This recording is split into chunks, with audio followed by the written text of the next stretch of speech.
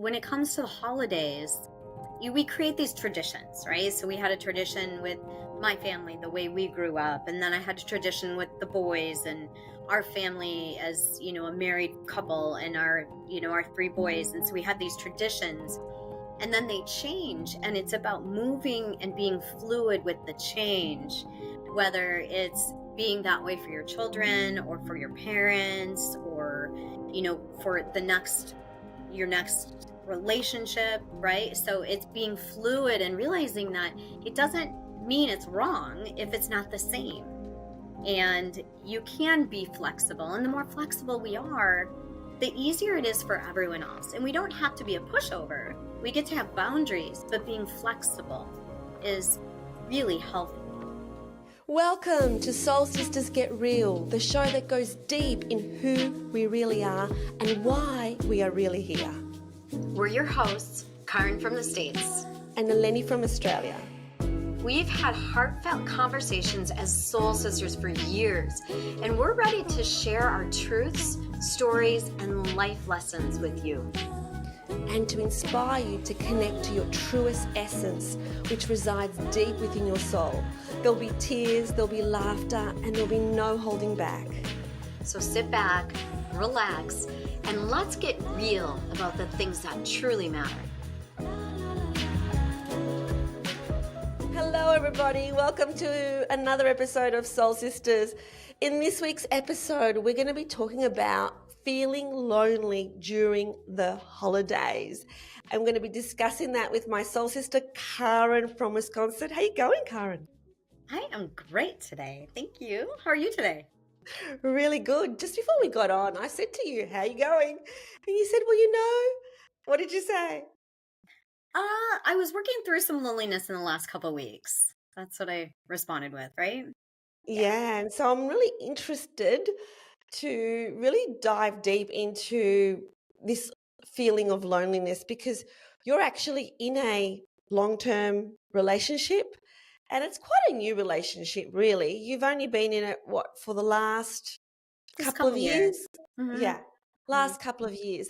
And so it's always interesting at the beginning of a relationship where we navigate our place and, what do we expect from our partner? What do we give? Where do we sit? We don't quite know.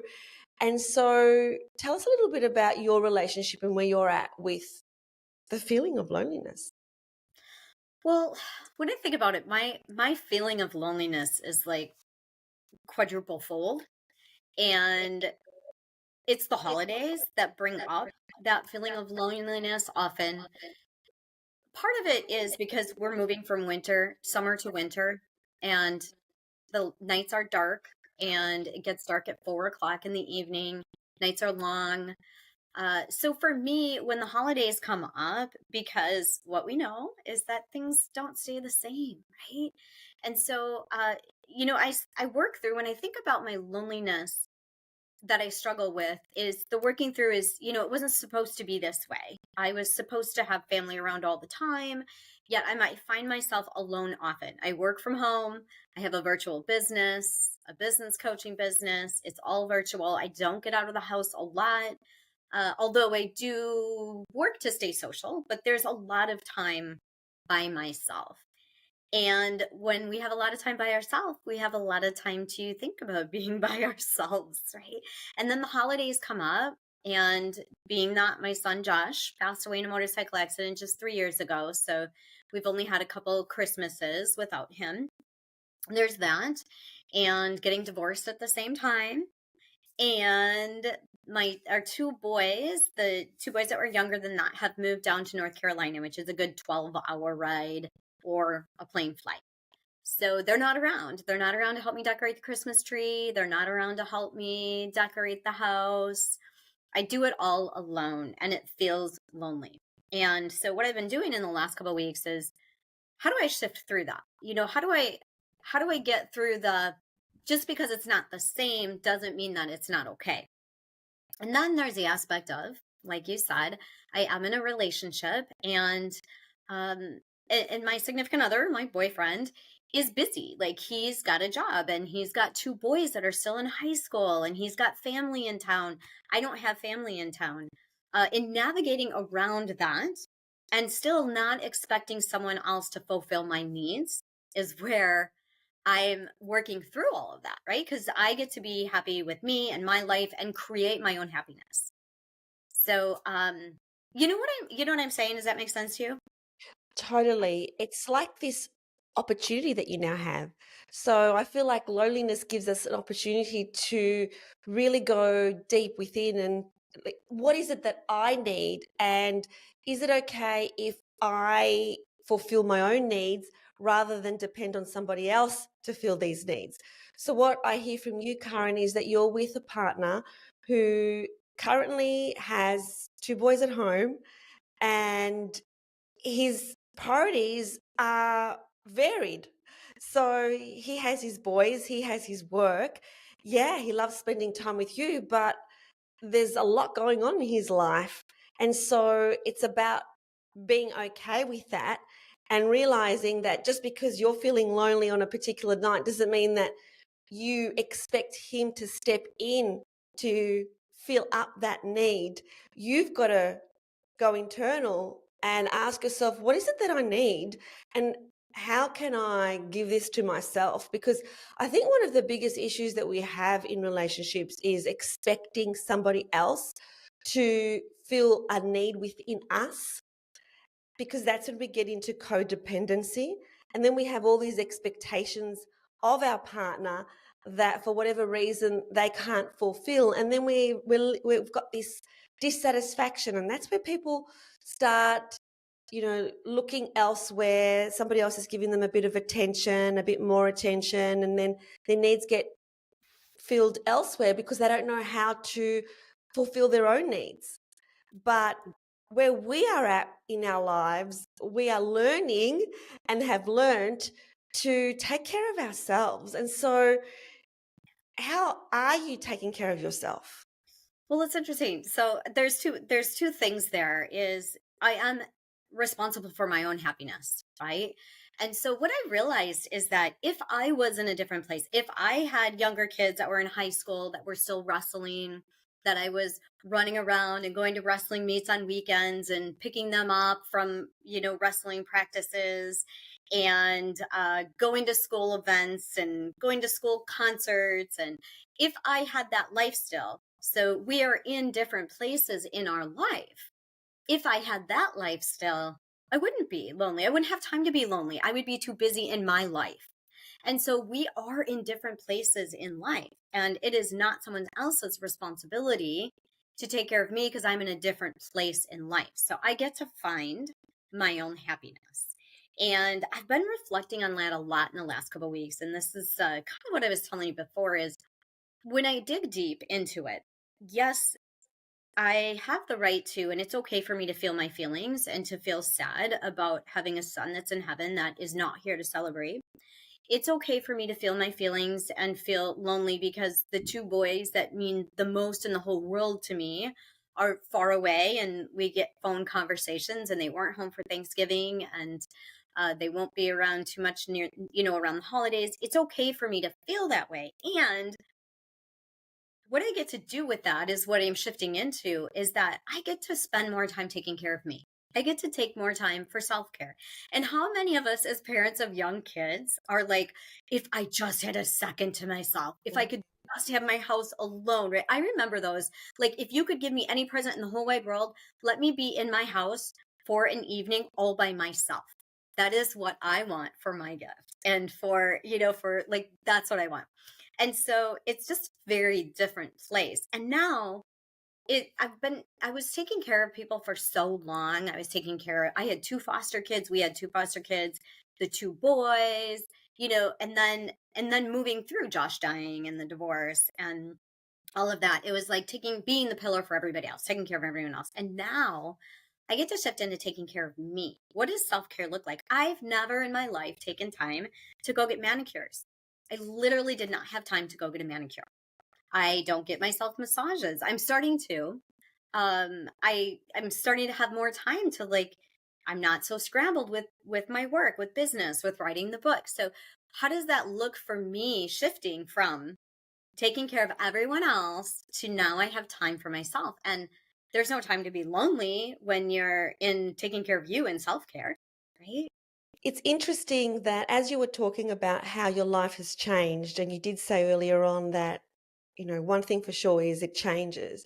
I was reflecting upon how I learned over the years how to maximize my time, because when I divorced my first husband and my little boy was a little boy, there were 3 nights of every week that I didn't have him, which for me were the worst 3 nights ever, because there were 3 nights that I didn't have my little boy every single week.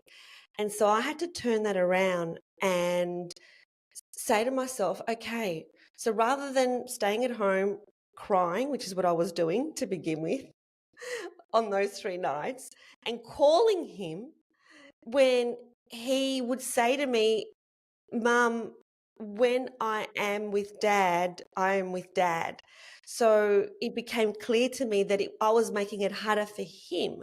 So it was actually a selfish thing for me to be calling him when he was with his dad.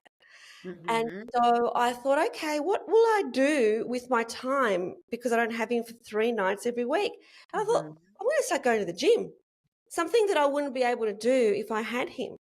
And so I Mhm. started going to the gym during those nights and making the most of the time that I was alone. Just like you said earlier, when you were so busy with your foster children and with your children and all the things that you had to do in your life, you were like, I just want some time.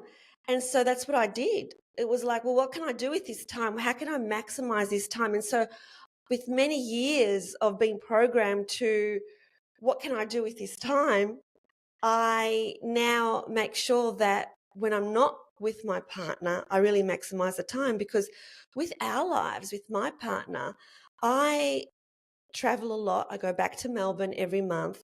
He works as a youth worker, he works shift work. So many nights he's not here with me because he's here with me during the day. So it all just depends.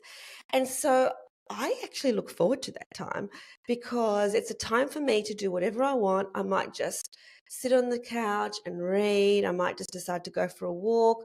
But I really love the time alone, because I'm used to reframing it into what can I do so that I Mhm. maximize this time by myself? And I just think it's so important that we let go of codependency. In other words, that I am dependent on someone else, and that someone else might be a partner, or that someone else might be a child, but dependent on someone else to feel good about who I am. Mhm. And so during the holidays, if you are in a situation where you are not with family, you're not with your children, you're not with parents, who knows, they may have passed, you know, friends may have moved away, whatever your circumstances are, what is it that you can do for yourself? Maybe it's about giving back. Maybe it's about helping homeless. Maybe it's about being of Yes. service. Maybe Yeah. it's about getting healthy. I agree. So a couple things came up for me is I think it's very common. I'm glad that you mentioned that about being, a parent of divorced parent and the child not being with you all the time. Because I think that's very common. Is a lot of uh, women and men when they get divorced and the child are back and forth. When they don't have them, they feel very alone. They feel like they're missing something. I think that's very, very common. And I'm sure it's common near the holidays. So there's that, right? And then there's the common near the holidays when you've lost someone that you love, someone that has passed away, that whether it's a parent, like you said, or a spouse, that's tough too, or a child. And then what is it that we can do? And I have done exactly what you said is I've figured out how to get myself out of the house when it's dark, because it gets dark at, like I said, 3:30, 4 o'clock, and the evenings are really long. So instead of working out in the morning, I can relax in the morning and get right to work and then work out in the evening once or twice a week. And you're in the bright lights and you get the energy, and that feels really good. So there's that, right? Go to the gym, go take a walk if it's summertime. And then the other thing is the focusing out. And that is what I've been looking for too, is like, where can I focus out at the women's shelters or the, the food banks, and you serve food. How can I get more involved with the community, and the Chamber of Commerce is what I'm starting to get more involved with, which I was involved with, but just more involved with, right? And get myself out and focus out. Because when we focus out, we're not focusing in, right? Exactly. And, it's about having the perspective of, the ego, it's all about me, me, me, me, me, me, me. And so, what I learned by being in a situation where I was in a blended family, it's really what's best for my child? What's best for them? And Mm. so, you know, yeah, sure, I miss him, but I found that it was better that I didn't call him when I didn't have him, because he was able to, have his life like a compartment. Like he would say to me, Mum, when I'm with you, I don't think about Dad. And when I'm with Dad, I don't think about you. And it was his way of coping, because he was in two different worlds. And so you mentioned that holidays are really difficult.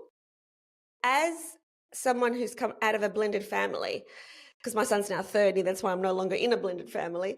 But going through all those younger years when I did have a blended family, the holidays were the worst. So I literally used to have heart palpitations leading up to Christmas, because I knew it was going to be this very, very, very stressful time when, I had to negotiate exactly what time I had to pick him up, or what time he was going to get picked up. And my heart would break, because every Christmas he would open his gifts first at his dad's, and then I would bring him for the day, and I would have him until 4 or 4:30, and then he would be picked up by his dad. And when his dad would come and pick him up on that day, I could see his face. He was the only cousin out of a whole group of cousins that had to leave the party and go somewhere else. And when I look back on it, it's like I felt that was very selfish of me and his dad, because we both wanted him on Christmas Day and we didn't want him to miss out on our family parties. Whereas if we thought about it and went, okay, let's let him enjoy the whole day with you this year and the whole day with me next year, and I can collect him the next day. But instead, it was about making sure that we had as many minutes as possible. And literally, when we used to work out our care, we used to base it on minutes. Oh And my if I goodness. could change anything in the past, it's this thing of not being prepared to give up 1 minute that I didn't need to give up of his time, because I saw that as my precious time with my son and I wasn't prepared to give it up. But that kind of hold just brought this tension between me and my ex-husband, which was so unnecessary. Mm. And so if you're listening out there and you are in a blended family, what's best for the children? What's Mm. best for the children? It's not about you. It's about the children. What's best for the children? And if you do have a parent that's not well, what's best for them? Yeah. Yeah, absolutely. And when it comes to the holidays, we create these traditions, right? So we had a tradition with my family, the way we grew up, and then I had a tradition with the boys and our family as, a married couple, and our three boys. And so we had these traditions, and then they change, and it's about moving and being fluid with the change, whether it's being that way for your children or for your parents, or for your next relationship, right? So it's being fluid and realizing that it doesn't mean it's wrong if it's not the same, and you can be flexible, and the more flexible we are, the easier it is for everyone else. And we don't have to be a pushover, we get to have boundaries, but being flexible is really healthy. That's a really good point, Karen. It just reminded me of a client I used to have who had a German background, and with her background, she had really specific German traditions, and even when her mother passed, she upheld them, and she started to feel the weight of doing everything that her mother used to do over Christmas time and started to get very stressed over the Christmas period. And I said to her, what would happen if you just let it go?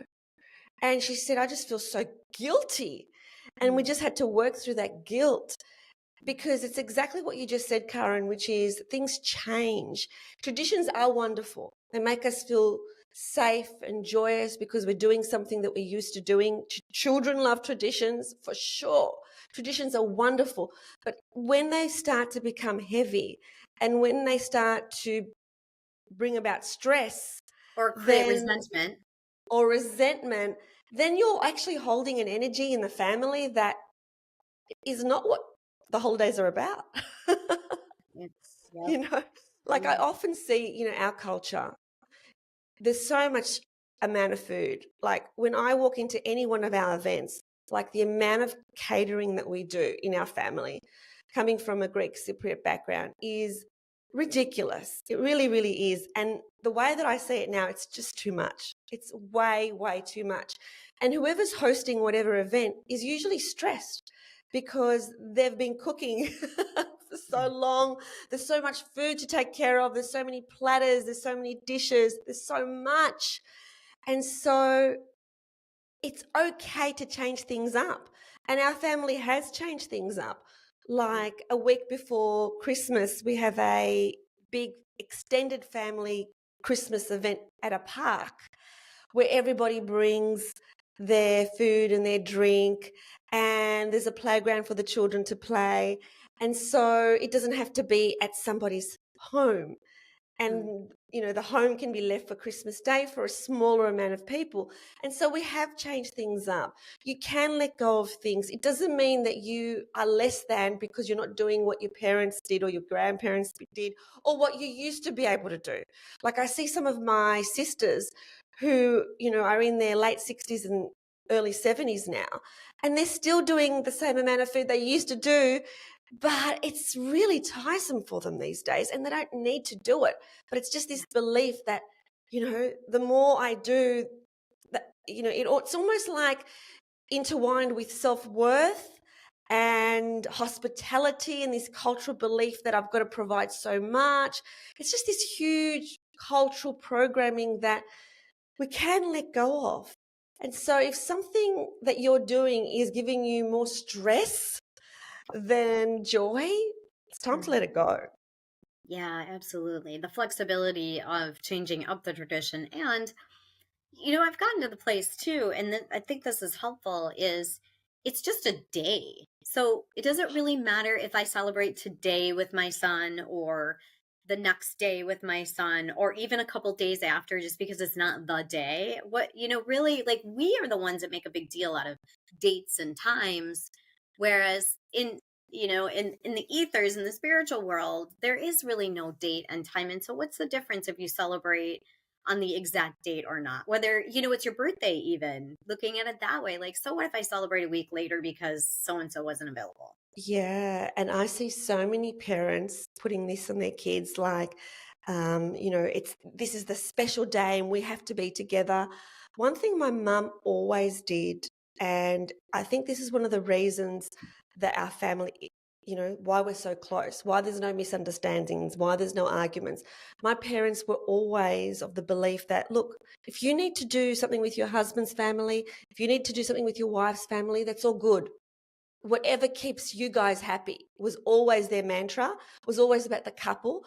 Like, don't worry about us. We'll be fine. You do whatever you need to do. So releasing that pressure from your children that they need to do something with you because that's what you need. So going back to that, let that go. It's just a day. It's just a Yeah. day, and you can celebrate on another day. And that thinking, it's just a day, made a massive difference when I was in a blended family and so much activity was happening on that day. I had to pick up my son, I had to go drop him off back at his dad's, had to visit, my husband's parents, and he had two sets of parents and my side, and it was just so stressful until I went, enough. It's just a day. I'm not going to do all these things on this day every single year anymore. And I just had to really, you said boundaries before, they were my boundaries. It was like, I can't do it anymore. I can't have this stress on this day anymore. And I just changed things up. And you know what? It's okay. It's okay to change things up. It's okay to let go. It's okay to have boundaries. It's okay to say, no, not today, but I'd love to see you tomorrow. Yeah, absolutely. And it's okay to be lonely. It's okay. It's not wrong to be lonely. And if you don't want to sit in loneliness, figure out what it is that will help you shift, whether it's the focusing out or the taking care of yourself and taking some time for self care or reading a book you've wanted to read forever and you didn't have time for. So, right? Like it's okay to feel the feelings. And if you don't want to feel the feelings, then there's ways to shift out of it. Yeah, but feeling the feelings is such a massive opportunity because that's where you go deep, where you really sit with yourself and just, well, what's really going on with me now? What am Mm, I feeling? What am I feeling a lack of? Because whatever I'm feeling a lack of, it might be that I'm feeling a lack of love. yeah. So, Um, yeah, I was going to say for me, though, it was more of where do I get to go with this? What is the next evolution for me? Is okay, the things have different. My life has changed really quickly in a short amount of time, not what I expected, not the should have beens. And what is the next version of me? So, what is the next evolution of me that I get to go with? Because this is not where I want to stay. And so it wasn't about what I was lacking, it was about who do I get to be now? and what was the answer? The answer is I get to take care of me. I get to have time for me. I get to appreciate me and then focus out and give because it's time for me to give now because I have the time and the energy and that makes me feel good. Yeah. And then you had the opportunity to also say, well, I would have loved to have had this time how many years ago when my Yeah. life was so overfull. I would have loved to. And so now I've got it. And so how can I make the most of it? Yep. Absolutely. Yes. Well, what a good conversation. And if anyone is listening, if you are listening and you have some feedback for us or an experience that you have been through, or that we could even talk on next time about feeling loneliness during the holidays or any struggles that you're having during the holidays, we would love to hop on here and have a conversation and support you. And also, if you know anyone who's struggling with loneliness during the holidays, send them this podcast because I feel like it will provide comfort because they're not alone. They are not alone. Um, and yeah, it's a beautiful conversation to be a part of. Yes. So thank you for Awesome. joining us. If you would like to see us and not just hear us, we are on YouTube at Soul Sisters Get Real podcast. But one final thing, something we always end our series with, which is about getting real. So, Karen, I've got this question for you.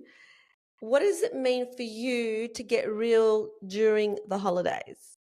Mm, that's a good question. So when I think about getting real during the holidays, part of what was coming up for me is having this conversation about feeling lonely feels very vulnerable because I don't want to admit that I have all of this. I have everything I could want. I have a great relationship. I have my boys that love me, and yet there's still loneliness. So, getting real for me during the holidays is being vulnerable and looking at what I do have instead of what I don't have. And how do I get real about all the blessings that I have, and then how do I get to shift? So get real about what's really happening in your life. Yeah, I Yeah. love it. How about you? Beautiful.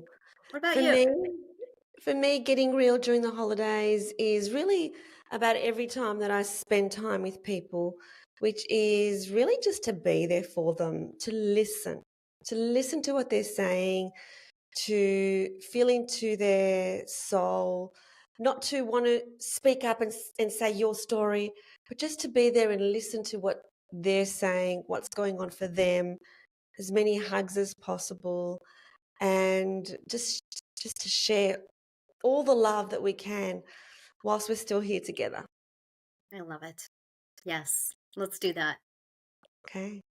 Awesome. Yay. So share this episode and please subscribe and like. And yeah, see you next time. Thanks for watching. We hope you loved it. And if you did, please like this video and subscribe to the channel. And remember, always connect to your truest essence. And choose love. We'll see you next time.